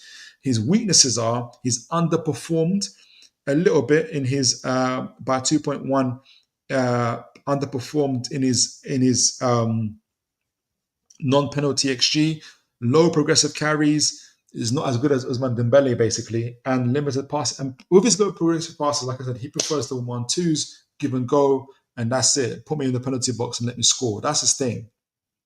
Okay, so who fits what we're looking for. And how I judge this, to remind folks, is number one. I've judged this on two criteria when we're looking at who fits what we're looking for Newcastle United. Number one, I've judged this on who can rotate directly with Isak. So who can start games, who can play up front for us, be our centre forward, who's leading the line for us. And number two, who can play with Isak, who can complement Isak when we want to go with two up front, essentially when we can play with two up front, who complements Isak. So who can, number one, who can rotate with Isak, and number two, who can complement Isak. So direct rotation with Isak. So Liam Delap is the best in terms of to rotate with Isak. His finishing efficiency, his progressive carries, and his evolving versatility align with Isak's dynamic goal-focused style. So Delap's physicality and work rate make him a very suitable replacement. We like to work, working off the ball very well. It's very good. Though he needs to improve his playmaking. Playing alongside Isak, though, complementary role, Goncalo Ramos. Goncalo Ramos better complements Isak. Ramos has an elite goal. It's exactly what Liam said earlier. Ramos's elite goal scoring, playmaking, and aerial dominance add a different dimension. So allowing Isak to exploit spaces. So you can see Isak dropping into that number 10 role. So he would love that. With Ramos, where Ramos occupies defenders, kind of that bulldozer role. His ability to link up play, seen at PSG, would enhance Isak's movement, though Ramos's finishing consistency needs a little bit of improvement. Joao Pedro also, while a strong playmaker, lacks the goal-scoring output. So can we output to directly replace or consistently complement Isak in either role, making him the least ideal fit for Newcastle's needs? So the final choice is best investment for Newcastle United out of all those three strikers, Goncalo Ramos. And for me, it's Goncalo Ramos. Despite the higher cost, it will cost quite a bit. I think he's currently, what's he over transfermarket.com? I'll get back to it. His elite goal scoring, playmaking, and aerial ability make him a versatile forward who can both rotate and complement Isak, offering immediate impact and long-term value. He's going to be 24 in June, so he's young. Delap is cheaper, as Aaron pointed out, a younger option with potential, but Ramos better fits Newcastle's current ambitions to compete at a higher level. Joao Pedro, while creative, doesn't meet the goal scoring need, though I do think that if you place him in more central areas in the penalty box a lot more often, you will get a higher output from Joao Pedro. He proved that last year. But Mr. Ramos, let me just check up on how much he would cost. Mr. Ramos is a higher tier elite player. I would be very, very happy. Granted, it comes from a weaker league, so there would be an adjustment period. So he's, like I said, his contract runs out in 2028. Transfer market currently value him at 45 million euros, so around 40 million pounds. You can add another 10 million pounds to that. Typically, that's what it ends up happening. So it probably cost us, I think it probably cost us between 50 and 60 million. I think PSG will take 55 million, I think. So somewhere between 50 and 60 million, in my opinion, Goncalo Ramos. So let me know what you guys think of that. Who would you take, or is there another striker you would take outside of these three? But I really, really like the idea of Goncalo Ramos. I think he'd be a very good player for Newcastle United. Pedro is the number one, but it's his injuries that put me off. Team season. Remember, we will face 6 top sides because we are in the top. We are in pot 4. Every team needs a higher ranked. Yeah, I agree. Got a couple from you here. Team season. I will look at team season. Philip, with Delap being his first season, isn't that a big risk because he may not help us?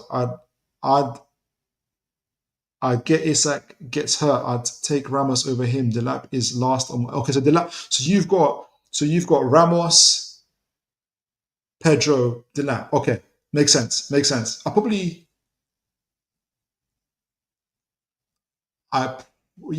probably have Delap just a little bit. Do I have Delap higher than Pedro? I have to think about that. But Ramos will be my number one. Liam Knowles, 20 million plus Vladi Kalmas. Yeah, I'd love that. I love if we can pull that off. 40 million PSG can't ask for money with his goal output. He's got good. If Ramos has got good goal, in my opinion, he's got good 40 million. Man, you drive a hard bargain team season, honestly.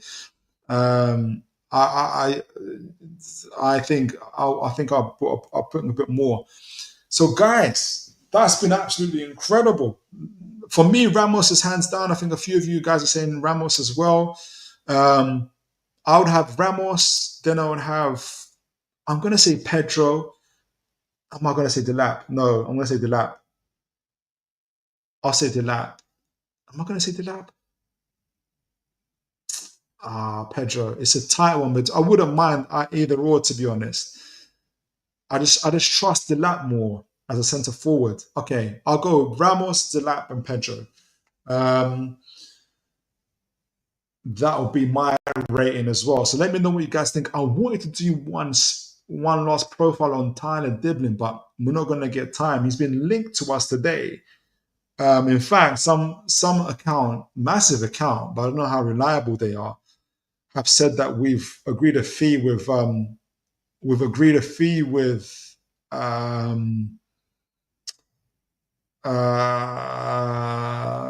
who does he play for? With Southampton.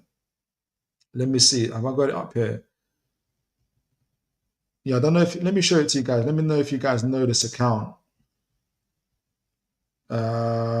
Stop sharing. Let me know if you guys know this account. I might leave it for a next short for Thursday show. See if this story progresses a little bit more, because I've got a few thoughts on Tyler Diblin, and I would love to get you guys' opinions on him as well. Is it this one? Okay, yeah, it's this one. So I don't know who this account is, betu.ie, but they've said that Newcastle. Let me see, you guys can see that. You can see that. Newcastle have agreed an undisclosed fee for Tyler Diblin, and they've. Oh, I thought they had more. I think I misread it. Have I misread it? How many views followers do you have? Oh, I did ignore that, guys. I thought it was in it. I thought it had more views than that. Ignore that, guys. I thought it was probably a non unless it comes true. But ignore it for now. I'm not going to go on Diblin. For some reason, I thought they had more than that. I thought it was a credible account, a little bit more credible. But we'll see. But guys, we've had an absolute. I've got a few more. I'm going to leave a few more. We've had an absolute. Let me read I'm going to read the chats a bit more. Then we'll conclude the show. So team season, no Pedro. Okay, Pedro Ramos, then Delap. Okay, Pedro Ramos, then Delap for you. Thanks for sending that in, team season, Josh. I'm more convinced than ever to go after Ramos. So am I, Josh. Honestly. If Dembele was up, yeah. Okay. If we sign him, I would be buzzing. Would you consider revisiting Ekatike? Would I consider revisiting? I would consider it. I just don't think. I think he's going to go to Chelsea. I think he's going to go to Chelsea. He should come to us if he knows what's good for him. But yes, I would consider it. Got a few more in the chat. Goat Father, good to see. God bless you. 30 million for Delap is a no-brainer for me. Makes sense. Aaron Cave doesn't seem reliable. The source for Diblin, he doesn't. I don't know why. I thought he had way more followers. No, I'm not even going to bother. That's why I didn't bother reading it. Team season fans will revolt if the right winger is selling crap and rewarding kids with what earns. Okay, so you really don't want Diblin team season, I can tell. Aaron Cave, So for you, it's Ramos, then Delap, then Pedro. Fair play. Fair play. All right, guys. I've had a fantastic show. I hope you guys had a fantastic show. We did our season awards. Again, congratulations to Mr. Eddie Howe for winning the LMA John Duncan Award, recognized amongst his peers in the Premier League as a top manager. So we talked about that. We gave our season awards out today. Toon Tactics TV officially gives Alexander Isak the award for the best player of the season for Newcastle United. Then we did our player profiles then we talked about Paul Mitchell and leaving and Eddie Howe and everything else. My overriding feeling is, so long as it doesn't affect the transfer window, I'm fine with it. And in terms of Eddie Howe having more power, he's earned the responsibility by being a very, very good manager. So good that the LMA have recognized him as a top manager. Him and his recruitment team, the scouting team, his work with Steve Nixon and Andy Howe, his nephew, with the players that he brought in have been exceptional, and the players that he's developed. It would be too many to mention. In Hall, Tino Livramento, he's earned that power and that responsibility in my view. We also ended the show on the strikers that we've been linked to. We gave a scouting profile for Delap, for Ramos, for Pedro, for Joao Pedro. We talked about their strengths and weaknesses. Then we talked about how they compare to each other. And then we talked about how who would be the best fit for Newcastle, someone that directly replaces or rotates with Isak, and someone that, in terms of like starting instead of Isak, or then also complementing Isak, playing alongside him. And it looks like, for me anyway, Goncalo Ramos, and for a few of you guys, he's the guy. But obviously, a few people have also got Delap, so it's quite close between them as well. So, guys, you have been absolutely phenomenal. You are what makes the show tick, and I appreciate you so much. As always, folks, make sure you look after each other and that you have a great, great evening no matter what you do. Stay safe, and God bless you all. Take care, folks.